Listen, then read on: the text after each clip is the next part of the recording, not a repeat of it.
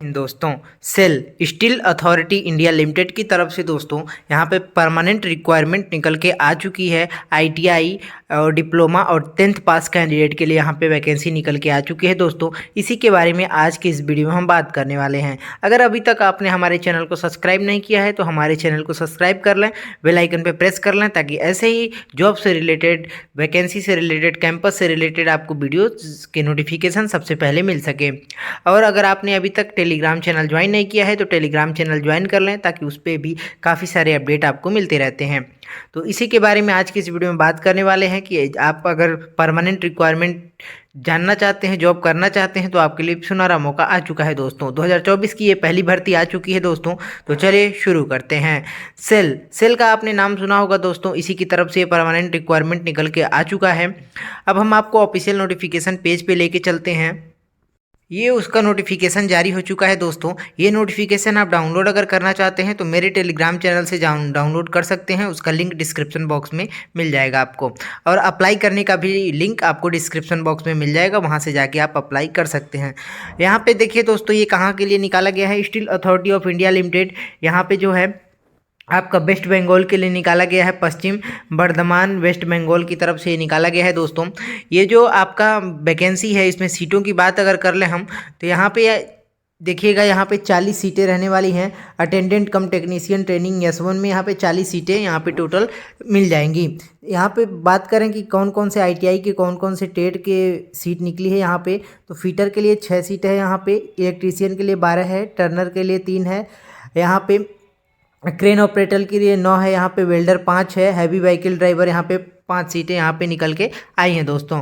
यहाँ पे अपने हिसाब से आप देख लीजिएगा आपके कैटेगरी में कितनी सीटें हैं यहाँ पे। अगर आपकी मान लीजिए अगर आप फीटर में भरना चाहते हैं ST में, तो आपका यहाँ पे सीट नहीं है। आप उसके हिसाब से आप फॉर्म भरिएगा। यहाँ पे देख लीजिएगा कि सीटें कितनी हैं। उसके बाद यहाँ पे सैलरी की बात करें अगर हम, तो यहाँ पे जो सैलरी मिलने वाला है आपको 25,070 रुपया से लेके यहाँ पे 35,070 रुपये तक आपका पे स्केल देखने को यहाँ पे मिल जाएगा दोस्तों। उसके बाद यहाँ पे देखिएगा, हम दूसरी पोस्ट की बात कर लें। यहाँ पे ऑपरेटर कम टेक्नीशियन, बॉयलर ऑपरेटर और बॉयलर अटेंडेंट का, तो यहाँ पे टोटल यहाँ पे 6 सीटें निकली हैं दोस्तों। यहाँ पे देखिए बॉयलर ऑपरेशन का यहाँ पे है 3 सीटें हैं, और यहाँ पे बॉयलर अटेंडेंट का यहाँ पे 3 सीटें निकाली गई हैं दोस्तों। ये तीनों सीटें जो 6 टोटल सीटें UR में निकाला गया है। यहाँ पे देखिएगा, तो आपको हम बता दें कि यहाँ पे रिजर्वेशन आपको मिल जाएगा। जो भी आपका गवर्नमेंट का रूल का हिसाब से होता है वो आपको मिल जाएगा देखने को। बात कर लेते हैं एज की, क्वालिफिकेशंस की, उसके बारे में। तो यहाँ पे देखिए, आपको जो एज रहने वाला है बॉयलर ऑपरेटर का, यहाँ पे जो है यहाँ पे 30 साल तक एज रहने वाला है। 18 से 30 के बीच में आपका एज रहना चाहिए।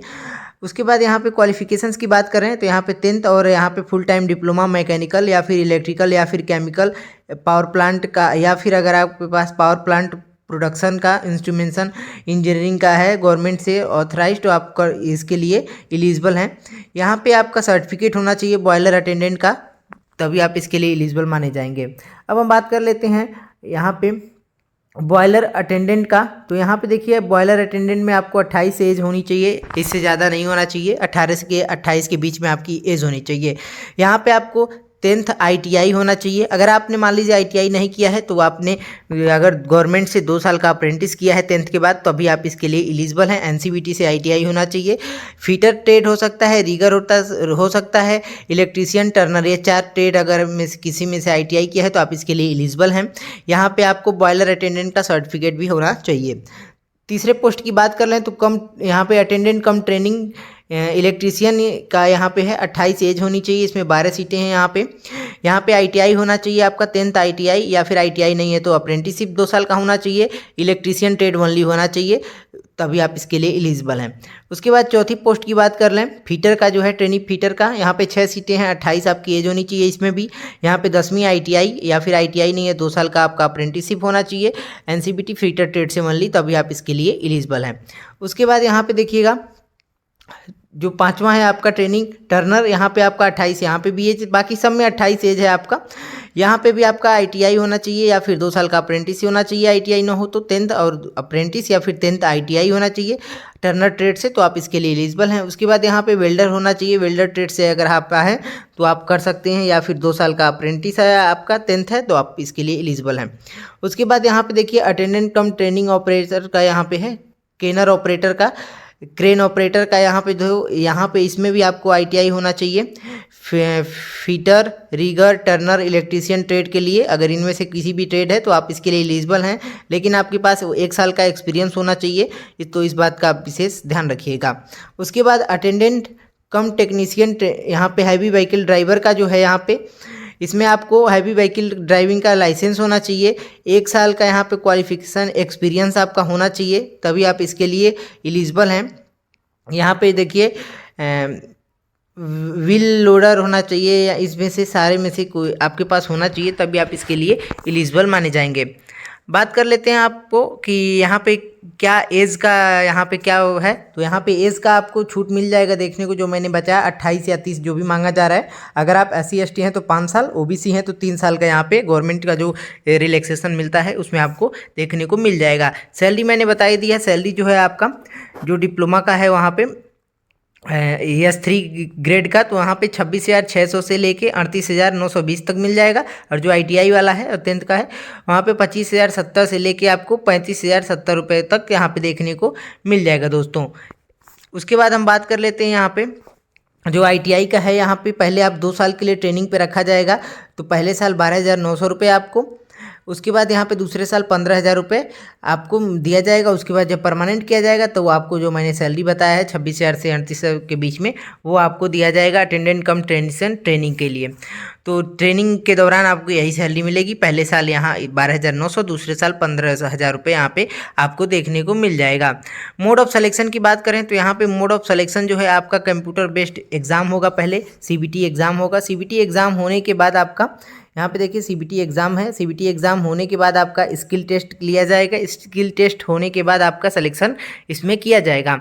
यहाँ पे देखिएगा तो आपको यहाँ पे जो आपकी फिजिकल क्या होना चाहिए, तो आपका जो फिजिकल हाइट होनी चाहिए 155 सेंटीमीटर हाइट होनी चाहिए, वेट होना चाहिए 45 kg में यहाँ पे kg मेल के लिए, और फीमेल कैंडिडेट के लिए 143 यहाँ पे हाइट होनी चाहिए सेंटीमीटर और 35 kg यहाँ पे वेट होना चाहिए, तभी आप इसके लिए एलिजिबल हैं। इस बात का भी आप ध्यान रखिएगा। यहाँ पे फीस भी लगने वाला है, क्योंकि जब आप ऑनलाइन फॉर्म भरेंगे तो उसका फीस भी आपको लगेगा। तो यहाँ पे देखिए बॉयलर ऑपरेटर जो डिप्लोमा वाले हैं उनके लिए 500 रुपये रखा गया है, और बाकी जो यहाँ पे हैं ITI का है या फिर अटेंडेंट कम ट्रेनिंग का है तो यहाँ पे 300 रुपये रखा गया है। ये UR OBC EWS के लिए है यहाँ पे, और SC/ST PWD यहाँ पे सारे जो हैं तो उनके लिए 150 रुपये और 100 रुपये यहाँ पे फीस रखा गया है आपका फॉर्म भरने का। अप्लाई का जो लिंक है आपको मिल जाएगा मेरे डिस्क्रिप्शन बॉक्स में। अप्लाई करने का प्रोसेस भी वहाँ से कोई बहुत बड़ा प्रोसेस नहीं है, आप कर सकते हैं अप्लाई। अगर अप्लाई न कर पाए तो कोई दिक्कत हो तो आप कमेंट कर दीजिएगा, उसका अलग से यहाँ पे वीडियो बना दिया जाएगा।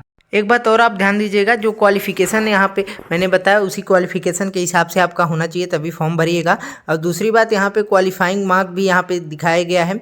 यहाँ पे जैसे CBT जो एग्ज़ाम होगा आपका, तो यहाँ पे देखिए OBC EWS जनरल के होंगे तो आपको 50% लाना होगा, या फिर दूसरे कैटेगरी के होंगे SC/ST PWD तो आपको 40% यहाँ पे लाना होगा। क्वालिफाइंग मार्क है, उसके बाद ही आपका स्किल टेस्ट होगा। यहाँ पे पूरा प्रोसेस दिखाया गया है यहाँ पे CBT और स्किल टेस्ट, तो आप पूरा अच्छे से एक बार पढ़ लीजिएगा ध्यान से। और यहाँ पे जो अप्लाई करने का प्रोसेस है, अगर आपको न समझ में आएगा तो मैसेज करिएगा, कमेंट करिएगा, मैं अलग से वीडियो बना दूंगा। और एक बार आपको उस वेबसाइट पे मैं बता देता हूं तो आप देख लीजिएगा। और जो लास्ट डेट रहेगा यहाँ पे 29 तारीख से स्टार्ट हो गया है, 18 तारीख तक इसका लास्ट डेट है एप्लीकेशन फॉर्म भरने का दोस्तों। आप इस वेबसाइट पे आएंगे, इसका लिंक डिस्क्रिप्शन बॉक्स में है। रजिस्टर हियर, अगर आपने कभी इस पे रजिस्टर नहीं किया है तो रजिस्टर कर लेंगे, या फिर रजिस्टर यूज़र अगर आपका पहले से ID है तो इस पर क्लिक करके आप अच्छे से रजिस्टर करके फॉर्म फिल कर दीजिएगा। अगर कोई भी दिक्कत आए तो कमेंट बॉक्स में कमेंट करिएगा। अगर आपको वीडियो अच्छा लगा हो तो वीडियो को लाइक करें, चैनल को सब्सक्राइब करें, अपने दोस्तों को जरूर शेयर करें। चलिए मिलते हैं नेक्स्ट वीडियो में।